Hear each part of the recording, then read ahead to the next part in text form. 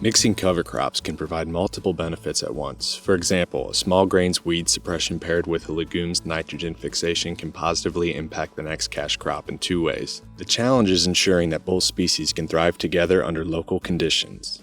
Today on the Whiteboard Series, we will look at an NC State study that compared different legume and small grain cover crop combinations to see which resulted in appropriate biomass for both goals. From the fall of 2015 to the spring of 2017, the researchers evaluated different combinations across two North Carolina regions. In the Coastal Plains, they planted barley, oats, and wheat in combination with crimson clover, hairy vetch, and winter pea. Given winter pea's reputation for poor cold tolerance, they tested 5 varieties to identify which could withstand the region's winter.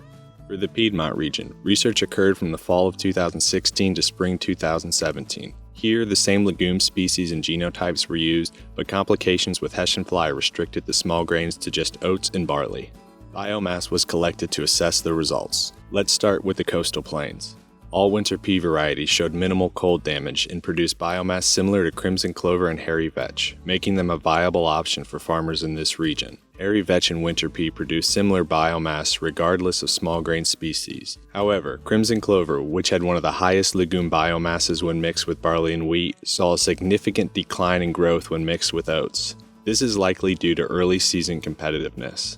As for the small grains, oats consistently produce the highest biomass in mixes, outperforming barley and wheat. Still, even oats couldn't generate enough biomass in a mix for season-long weed suppression without herbicide. All small grain species perform poorly when planted with hairy vetch, which tended to dominate the mix.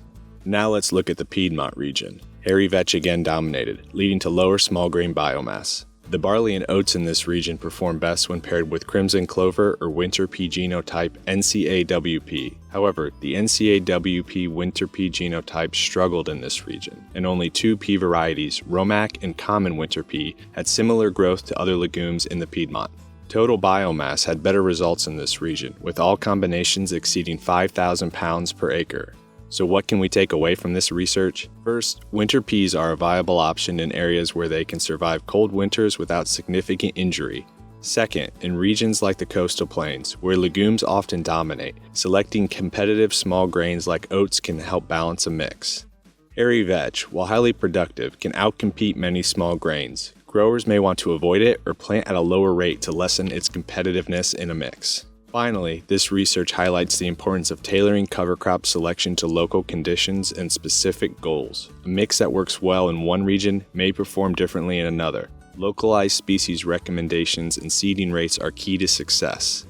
This work was part of an article titled "Winter Pea, Crimson Clover, and Hairy Vetch Planted in Mixture with Small Grains in the Southeast United States" by Rachel Vann, Reberg-Horton, Miguel Castillo, Rebecca McGee, and Steve Mirsky.